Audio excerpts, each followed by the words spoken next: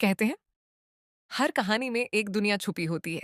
कभी मोहब्बत की, कभी रहस्य की और कभी उन जज्बातों की जिन्हें शब्दों में कहना मुश्किल होता है। यहाँ स्टोरीज इन ग्लोब में हम आपको ले चलेंगे उन कहानियों की दुनिया में जहाँ हर किरदार जिंदा है, हर लम्हा महसूस होता है और हर अंत एक नई शुरुआत बन जाता है।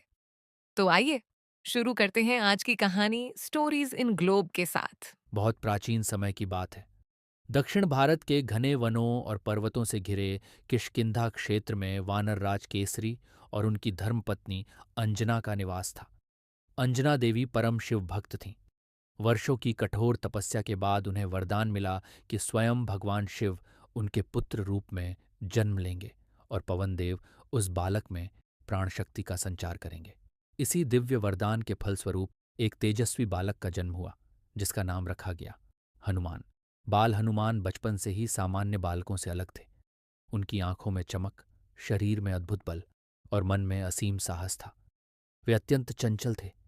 कभी पेड़ों पर उछलते कूदते, कभी नदी के किनारे खेलते, तो कभी पूरे वन में अपनी शरारतों से सबको चकित कर देते।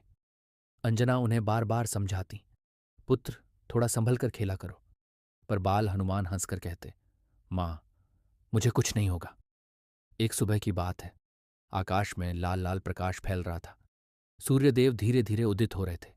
बाल हनुमान ने ऊपर देखा और खुशी से चिल्ला उठे, माँ, देखो, कितना बड़ा लाल फल आकाश में चमक रहा है। अंजना कुछ कह पाती, उससे पहले ही हनुमान ने लंबी छलांग लगाई और आकाश की ओर उड़ चले। पवन देव के पुत्र होने के कारण वे वायु की गति से ऊपर बढ़ने लगे। देवताओं में हलचल मच गई। सूर्यदेव भयभीत होकर इधर उधर भागने लगे। इंद्रदेव को चिंता हुई कि यदि सूर्य को कुछ हो गया तो सृष्टि का संतुलन बिगड़ जाएगा। उन्होंने अपना वज्र उठाया और बाल हनुमान की ओर फेंक दिया। वज्र हनुमान की ठोड़ी पर लगा। वे अचेत होकर नीचे गिर पड़े। ये दृश्य देखकर पवन देव क्रोध से भर उठे। उन्होंने पूरी सृष्टि से वायु का प्रवाह रोक दिया। चारों ओर हाहाकार मच गया। देवता, मनुष्य, पशु पक्षी सब प्राणवायु के बिना तड़पने लगे।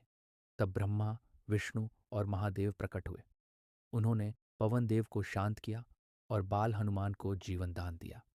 साथ ही सभी देवताओं ने हनुमान को अनेक वरदान दिए। ब्रह्मा ने कहा, तुम अमर रहोगे। विष्णु ने वरदान दिया, तुम्हारा बल असीम होगा। इंद्रदेव ने कहा, वज्र भी तुम्हें हानि नहीं पहुंचा पाएगा। इस प्रकार बाल हनुमान और भी शक्तिशाली हो गए। समय बीतता गया। बाल हनुमान की शरारतें बढ़ने लगीं।